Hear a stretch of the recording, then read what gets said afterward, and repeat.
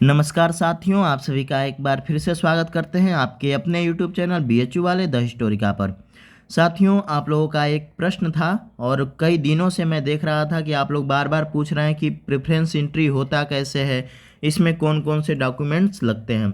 तो देखिए, JNU के लिए प्रेफरेंस एंट्री नहीं होता है क्योंकि JNU का कोई एफिलेटेड कॉलेज नहीं है। तो JNU के लिए प्रेफरेंस एंट्री वगैरह का काम नहीं होगा। JNU के रजिस्ट्रेशन का आज आखिरी डेट था और कल हो सकता है कि करेक्शन विंडो ओपन हो। लेकिन BHU के लिए भी रजिस्ट्रेशन का आज आखिरी डेट था और JNU के बाद में BHU ने अपना रजिस्ट्रेशन पोर्टल ओपन किया था, जिसकी वजह से बहुत सारे बच्चे अब तक भी अपना रजिस्ट्रेशन नहीं कर पा रहे हैं। तो जहां तक मुझे उम्मीद है कि उन्हें मौका मिलेगा। और इसके साथ साथ अगर अब हम लोग बात करें प्रेफरेंस एंट्री का, तो देखिए इसमें आपको मुख्य रूप से कॉलेज को चूज करना होगा। अब कॉलेज को चूज करने के लिए कौन कौन से डॉक्यूमेंट्स लगेंगे और एक कैसे करना होगा, तो हम आज के इस वीडियो में आप लोगों को यही बताने वाले हैं। तो चलिए शुरू करते हैं आज के इस वीडियो को। अगर अभी तक आप हमारे चैनल को सब्सक्राइब नहीं किए हैं तो कर लीजिए, क्योंकि BHU, JNU और तमाम जितनी भी PG के लिए सेंट्रल यूनिवर्सिटीज़ हैं उनसे संबंधित सारी जानकारी मैं आप लोगों को देते रहता हूं। तो चलिए शुरू करते हैं। देखिए, प्रेफरेंस एंट्री जो होता है, इसमें करना क्या होता है, कॉलेज को चूज करना होता है। अब BHU के मुख्य रूप से एक मेन कैंपस है और साथ ही 4 एफिलेटेड कॉलेज हैं। ठीक है, MMB जो है, MMB एफिलेटेड कॉलेज के अंतर्गत नहीं आता है, BHU मेन कैंपस के ही अंतर्गत आता है। इसीलिए PG का जो सीट है वो MMB में नहीं रखा गया है, यानी कि MMB से MA नहीं होता है। तो PG की जो सीटें हैं वो MMB में नहीं रखी गई हैं और 4 एफिलेटेड कॉलेज जो हैं इसमें PG की सीटें हैं। तो अब आपको करना क्या होगा, प्रेफरेंस एंट्री का जो काम है BHU का कल से स्टार्ट कराया जाएगा और इसमें आपको मुख्य रूप से कॉलेज का चुनाव करना होगा। तो अब कॉलेज का चुनाव कैसे करना होगा, तो चलिए हम बताते हैं कैसे करना होगा आपको कॉलेज का चुनाव। तो देखिए, सबसे पहली बात कि लड़कों के लिए, यानी कि लड़कों के लिए 2 ऑप्शन आएगा, यानी कि लड़कों के लिए प्रेफरेंस एंट्री में 2 ऑप्शन आएगा। और लड़कियों के लिए कितना आएगा, लड़कियों के लिए कितना आएगा, लड़कियों के लिए एक मेन कैंपस का आएगा, साथ ही 4 और आएंगे। तो अब करना क्या है कि सबसे पहले आपको DMC चूज करना होगा, यानी DMC, वहाँ DMC करके एक ऐसे आएगा, DMC करके आएगा। तो इसका मतलब होता है डिपार्टमेंट ऑफ मेन कैंपस। इसके बाद DAB की जो फीस है वो बाकी एफिलेटेड कॉलेज से काफ़ी कम है और DAB और DMC ये दोनों लड़के चूज करेंगे। अभी लड़कियां क्या करेंगी वो भी मैं बता रहा हूँ, ज़्यादा परेशान मत होइएगा। ऐसा नहीं है कि लड़कियों को मेन कैंपस में मौका नहीं मिलेगा। तो लड़कों के पास यही 2 ऑप्शन होगा, यानी कि लड़के या तो DMC में एडमिशन ले या फिर DAB PG कॉलेज में एडमिशन ले। DAB PG कॉलेज में लड़कियां भी एडमिशन ले सकती हैं, DMC में लड़कियां भी एडमिशन ले सकती हैं। यानी कि ये तो लड़कों का हो गया कि आपको प्रेफरेंस में यही 2 चूज करना होगा, डिपार्टमेंट ऑफ मेन कैंपस और DAB PG कॉलेज।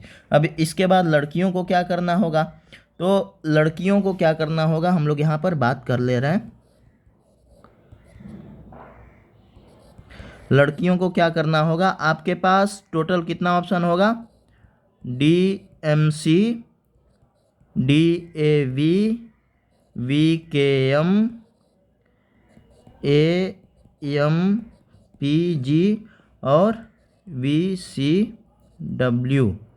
ये लड़कियों के पास इतना ऑप्शन होगा।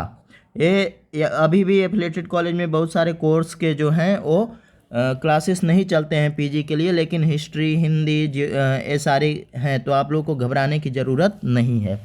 तो लड़कियों के लिए सबसे पहले आपको DMC चूज करना होगा, DAB PG कॉलेज, VKM।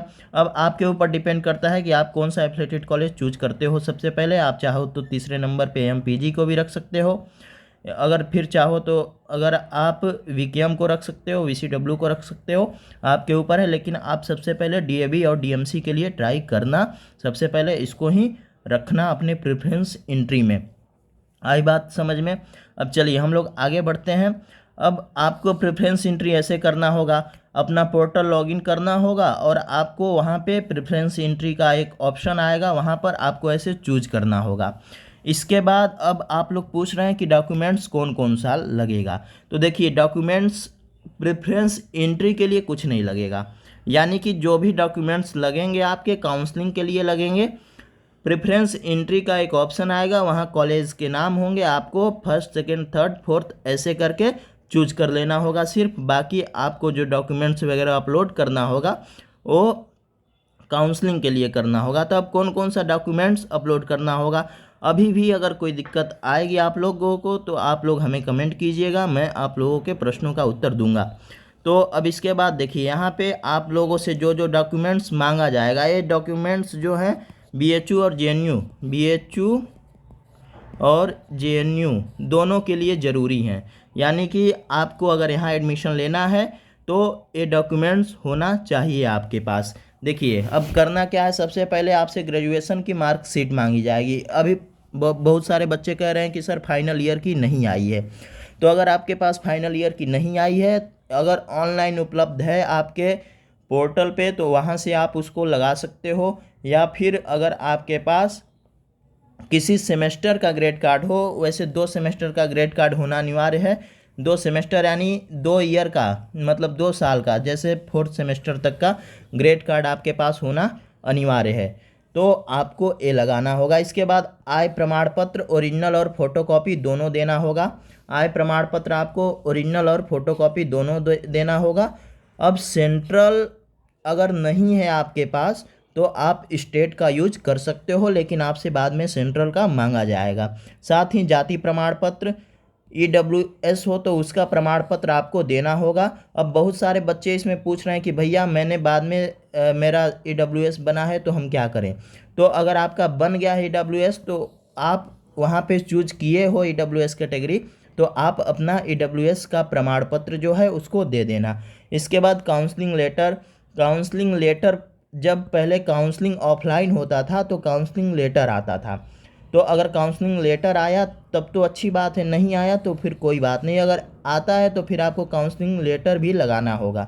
इसके बाद 4 फोटो, अगर काउंसलिंग ऑफलाइन होता है तो आपको 4 फोटो का ज़रूरत पड़ेगा। 4 से ज़्यादा लगभग आपके 10 से 12 फ़ोटो आपको अपने साथ लेकर आना है। इससे कम फ़ोटो लेकर मत आइएगा, नहीं तो आप परेशान होंगे अगर आपको ऑफलाइन बुलाया जाएगा तो।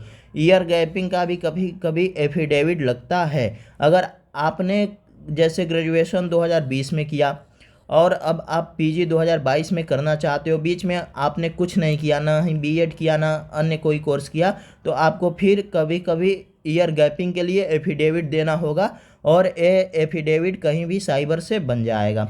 इसके बाद पहचान प्रमाण पत्र आपको देना होगा, जैसे आप अपना आधार कार्ड, वोटर आईडी कार्ड वगैरह आपको लगाना होगा। हाई स्कूल का मार्कशीट ओरिजिनल और फोटोकॉपी, इंटरमीडिएट का मार्कशीट ओरिजिनल और फोटोकॉपी। ध्यान दीजिएगा, ये सारे डॉक्यूमेंट्स आपको ही एडमिशन दिला पाएंगे, यानी कि ये सारे डॉक्यूमेंट्स रहेंगे आपके पास तभी आपका कहीं एडमिशन हो पाएगा। एनसीसी स्पोर्ट्स अदर सर्टिफिकेट, यानी कि फॉर्म भरते समय अगर आपने इसको चूज़ किया है तो फिर आपको ये सारे सर्टिफिकेट देने होंगे। तो एनसीसी वगैरह उतना बीएचयू नहीं मांगता है। हाँ, अगर आपने स्पोर्ट्स कोटा से फॉर्म अप्लाई किया है तो आपको अपना स्पोर्ट्स का जो सर्टिफिकेट होता है उसको देना होगा।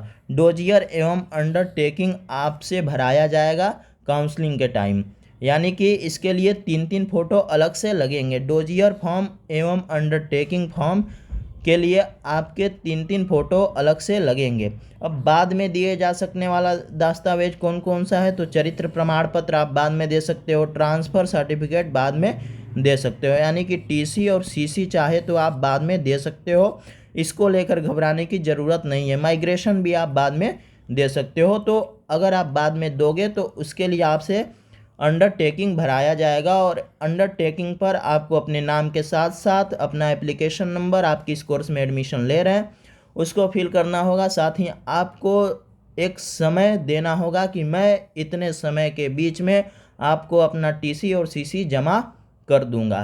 तो इस प्रकार से आपको ये सारे डॉक्यूमेंट्स लगेंगे तुरंत, यानी कि इसमें से अगर कोई नहीं हुआ तो हो सकता है कि आपकी काउंसलिंग रुक जाए। लेकिन अगर इसमें से सब है तो आराम से हो जाएगा। बाद में बहुत सारे जैसे मेडिकल सर्टिफिकेट वगैरह मांगा जाता है तो वो सब आप बाद में भी बनवा कर दे सकते हो, लेकिन ये सब तुरंत के लिए है और इसके बिना आपका काम रुक सकता है। तो इसलिए आप इतने डॉक्यूमेंट्स को तैयार रखना ताकि आपको कोई दिक्कत ना आए, क्योंकि आप परेशान होंगे तो अच्छा नहीं होगा, क्योंकि आपने इतना वेट कर लिया है और फिर भी अगर आप परेशान होते हो तो ये आपके लिए अच्छा नहीं होगा। तो चलिए, अगर आप लोग को अगर कुछ भी अब समझ में ना आया हो इसमें तो आप लोग हमें कमेंट के माध्यम से ज़रूर बताइएगा। प्रेफरेंस एंट्री कैसे करना होगा मैंने बता दिया। जेएनयू के लिए प्रेफरेंस नहीं होगा, बीएचयू के लिए होगा, ये भी मैंने बता दिया। लड़कों को 2 ऑप्शन मिलेंगे, लड़कियों को 5 ऑप्शन मिलेंगे। और यही दिक्कत है कि लड़कियां अच्छे मार्क्स लाकर भी एफिलेटेड कॉलेज में चली जाती हैं, उन्हें मेन कैंपस में पढ़ने का मौका नहीं मिल पाता है, क्योंकि लड़कियों के लिए एफिलेटेड कॉलेज में सीटें ज़्यादा हैं और लड़कों के पास सिर्फ 2 ही ऑप्शन होते हैं। इसीलिए लड़कों को पहले डीएवी और डीएमसी यानी कि डिपार्टमेंट, वहाँ एफएमसी करके नहीं आएगा, ठीक है, वहाँ डीएमसी करके आएगा। तो आपको डीएमसी चूज करना है, पहले मैं बता दे रहा हूँ। अगर अभी भी कोई डाउट होगा तो मैं बताऊंगा आगे, मैं तो अपडेट करते ही रहता हूं। तो अगर हमारी ये जानकारी आप लोगों को अच्छी लगी हो तो हमारे चैनल को सब्सक्राइब कर लीजिए, वीडियो को लाइक कर दीजिए और अपने दोस्तों के भी शेयर कर दीजिए। धन्यवाद।